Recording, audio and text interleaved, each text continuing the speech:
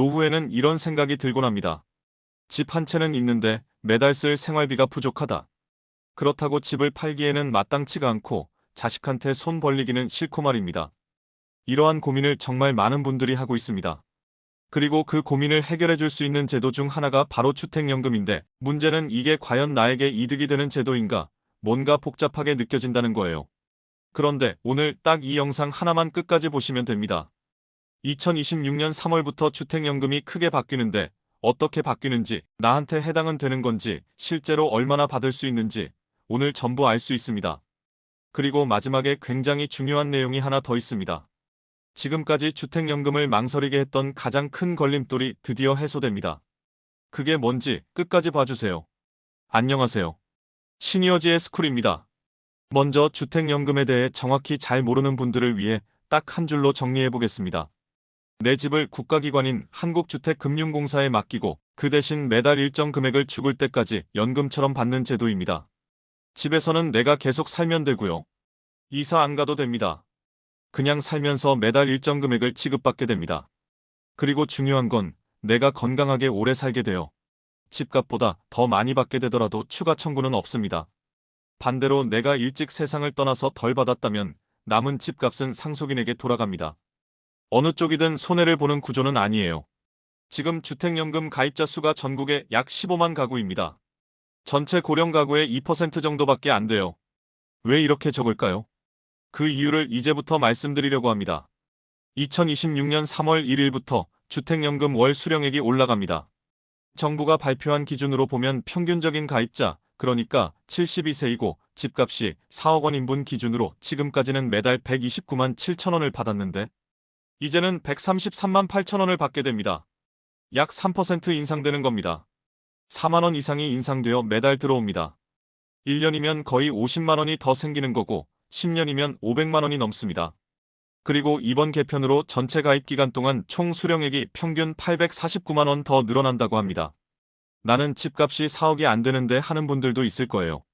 당연히 집값에 따라 수령액은 달라지지만 비율 자체는 비슷하게 올라갑니다. 그런데 주택연금을 망설이는 이유 중에 큰 게 뭐냐면 바로 가입할 때 내야 하는 초기 보증료입니다. 지금까지는 집값의 1.5%를 한 번에 내야 했어요. 4억짜리 집이면 600만 원이에요. 그게 가입 첫날 통장에서 빠져나갑니다. 이걸 보고 많은 분들이 손해보는 것 아닌가 하고 고민하셨을 겁니다.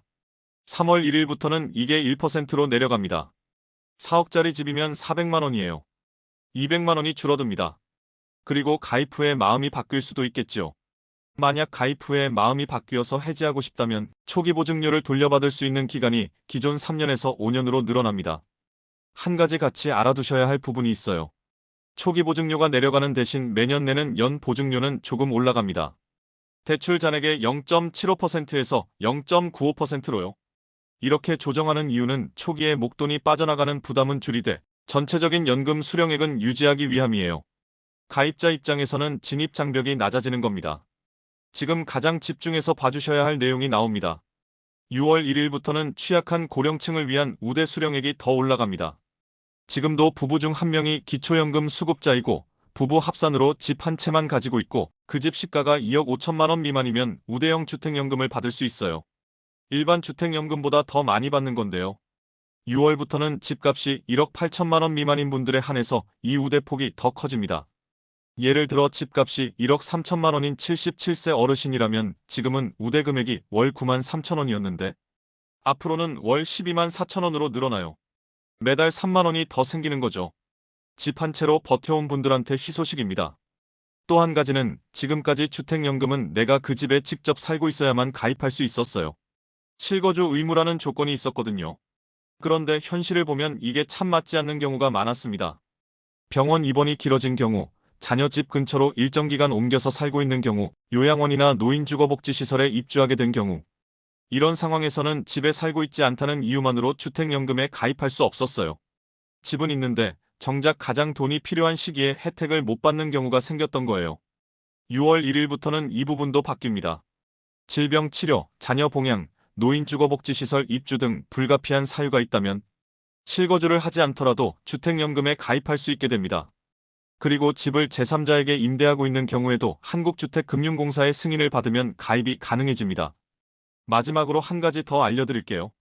주택연금 가입자가 돌아가신 후에 남은 자녀분들에 대한 내용입니다. 지금까지는 주택연금 가입자가 사망하면 연금이 종료되고 자녀분이 같은 집을 계속 담보로 주택연금을 받으려면 먼저 기존 채무를 갚고 새로 가입해야 했어요.